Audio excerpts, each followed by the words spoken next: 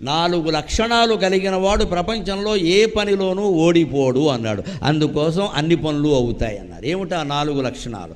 ధృతికి, దృష్టికి, మతికి, దాక్ష్యం. ఇప్పటికి కూడా ఉపయోగించేవి ఈ 4. కాగితం మీద రాసుకుని మనలో ఉన్నాయా లేదా చూసుకోవాలి. ముందు ధృతికి, ధైర్యం ఉండాలి. ప్రతిదానికి భయపడుతూ ఉంటే ఏ పని చెయ్యలేవు. యథవ ప్రాణం ఎప్పుడైనా పోయేది. కొన్నింటికి తెగించాలి.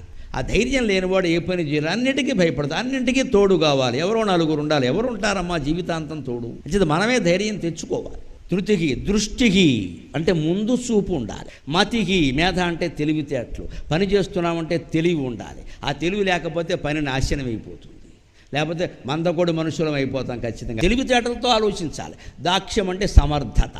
అసమర్థుడైన వాడు ఎప్పుడూ ఏ కార్యాన్ని సాధించలేడు. ధృతికి, దృష్టికి, మతికి, దాక్ష్యం ఈ 4 లక్షణాలు ఉంటే హనుమంతుల్లా మనం కూడా పనులు సాధిస్తాం.